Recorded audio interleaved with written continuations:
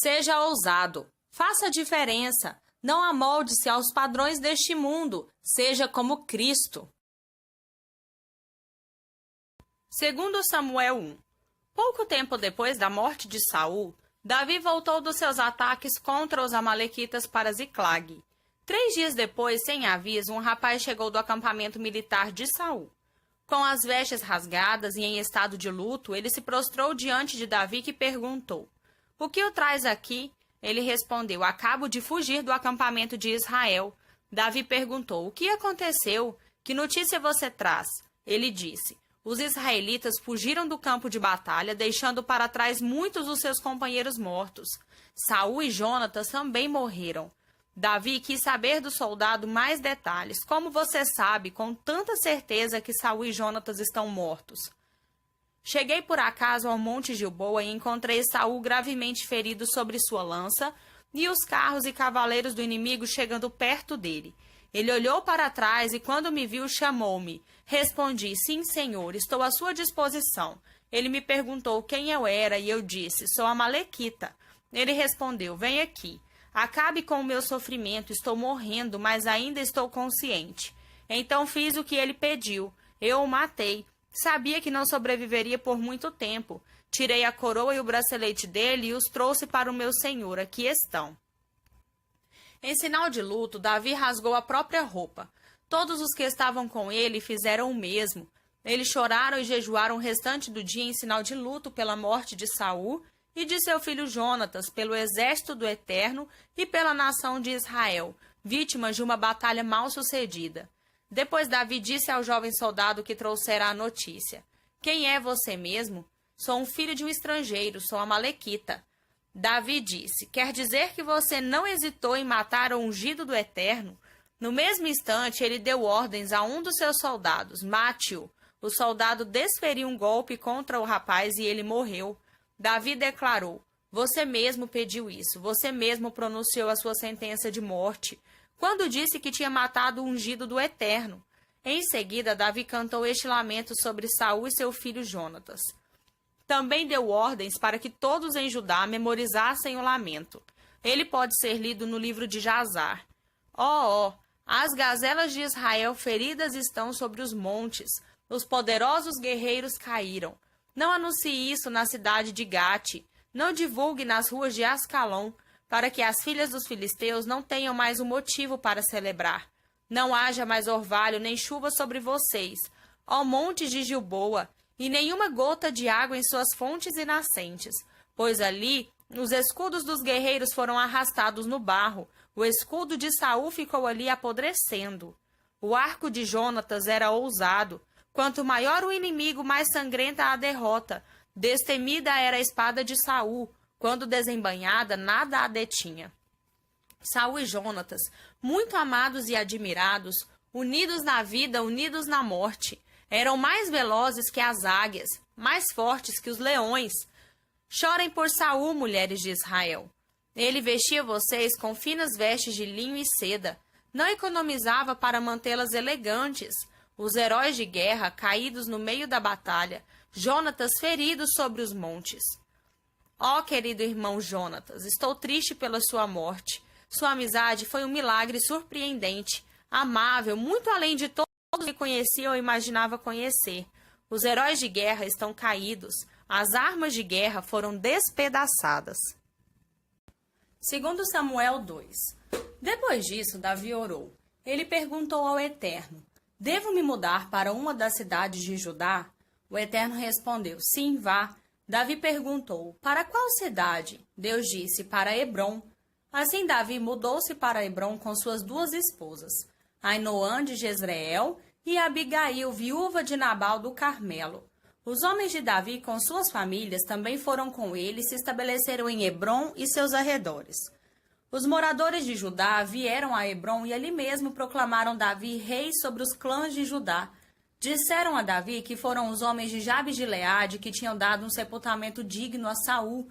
Davi enviou mensageiros aos homens de Jabes de Gileade, dizendo: "O Eterno abençoe vocês pelo que fizeram, por honrarem o seu senhor Saul com esse funeral. Que o Eterno seja leal e fiel a vocês. Eu também farei o mesmo. Serei generoso com vocês. Sejam fortes e façam o que deve ser feito. Saul, senhor de vocês, está morto. Os moradores de Judá me constituíram rei sobre eles.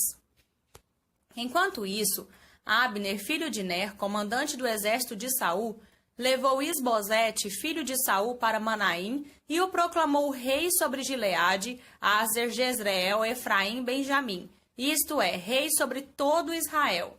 Isbosete, filho de Saul, tinha 40 anos de idade quando começou a reinar sobre Israel. Ele reinou apenas 2 anos, mas o povo de Judá permaneceu leal a Davi. Em Hebrom, Davi reinou sobre o povo de Judá 7 anos e meio. Certo dia, Abner, filho de Ner, partiu de Manaim para Gibeon com os soldados de Isbosete, filho de Saul. Joabe, filho de Zeruia, e os soldados de Davi também partiram. Eles se encontraram no açude de Gibeon. As tropas de Abner ficaram de um lado, as de Joabe do outro lado do açude. Abner desafiou Joabe. Apresente seus melhores soldados, vamos vê-los lutar. Joabe respondeu, tudo bem, estou de acordo. Então 12 benjamitas de Isbosete, filho de Saul, e 12 soldados de Davi se prepararam para lutar. Cada um agarrou a cabeça do adversário e fincou a espada nele. Todos caíram mortos de uma só vez, por isso aquele lugar é chamado Eucate Azurim, campo da carnificina. Fica ali mesmo em Gibeon. A batalha se intensificou durante todo o dia. Abner e os homens de Israel foram esmagados pelos homens de Davi. Os 3 filhos de Zeruia estavam lá, Joabe, Abisai e Azael. Azael, veloz como um antílope em campo aberto, perseguiu Abner sempre em seu encalço. Abner olhou para trás e perguntou, é você, Azael? Ele respondeu, sou eu mesmo. Abner disse, desista de mim, escolha outro que você tenha chance de ferir para ficar com as suas armas. Mas Azael não desistiu. Abner tentou mais uma vez, volte, não me obrigue a matar você. Como vou enfrentar seu irmão Joabe?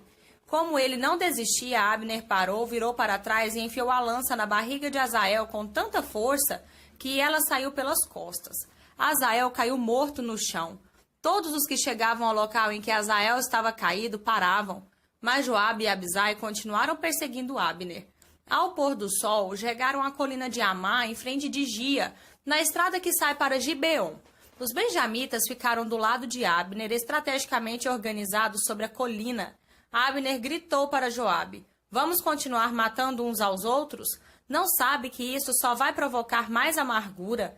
Até quando vai permitir que os seus homens persigam seus irmãos? Joabe respondeu, assim como Deus vive, se você não tivesse falado nada, teríamos continuado a perseguição até de manhã. Dito isso, ele tocou a trombeta e todo o exército de Judá parou. Eles desistiram de perseguir Israel e puseram fim à guerra. Abner e seus soldados marcharam a noite inteira pelo vale de Arabá, atravessaram o Jordão e depois de marchar toda a manhã chegaram a Manaim. Depois de voltar da perseguição de Abner, Joabe fez a contagem do seu efetivo. Além de Azael, estavam faltando 19 soldados de Davi. Os soldados de Davi tinham ferido e matado 360 soldados de Abner, todos benjamitas. O corpo de Azael foi sepultado no túmulo da família em Belém. Joabe e seus soldados marcharam toda a noite e chegaram ao Hebrom ao amanhecer. Novo Testamento. Lucas 14, do 1 ao 24. Certa vez no sábado, Jesus estava na casa de um dos principais líderes dos fariseus, participando de uma refeição. Os convidados não tiravam os olhos dele, observando cada movimento que fazia. Diante dele havia um homem com uma severa enfermidade nas articulações. Jesus, então, perguntou aos líderes religiosos e fariseus ali presentes, é permitido curar num sábado? Sim ou não? Eles ficaram em silêncio. Jesus chamou o homem e o curou. Depois de o despedir, perguntou, se seu filho ou seu animal cair num poço no sábado, será que há alguém aqui que não corra para tirá-lo de lá imediatamente? Ninguém se arriscou a responder. Depois disso, ele ensinou uma lição aos convidados ao redor da mesa. Percebendo que alguns disputavam o lugar de honra, disse, quando alguém convidar vocês para um jantar, não ocupem o lugar de honra. Alguém mais importante que você pode ter sido convidado, e o anfitrião dirá na frente de todos os convidados, desculpe, você pode dar licença? O lugar de honra pertence a este homem. Com a maior vergonha, você terá de se acomodar na última mesa no lugar que sobrar. Quando você for convidado para uma festa, sente-se no último lugar. Quando o anfitrião entrar na sala, ele dirá: "O que você está fazendo aí? Venha para frente." Você será motivo de comentários na festa. O que eu estou dizendo é que se vocês andam por aí com o nariz empinado, vai acabar com a cara no chão, mas se souber ficar no seu lugar, será recompensado. Dirigindo-se ao anfitrião, Jesus aconselhou: "Da próxima vez que você oferecer um jantar, não convide apenas amigos, familiares e vizinhos ricos, que podem retribuir o favor. Convide algumas pessoas que jamais estiveram em sua lista, os marginalizados, os excluídos. Acredite, você será e experimentará uma bênção. Eles não terão como retribuir, mas o favor será retribuído e como? Na ressurreição do povo de Deus."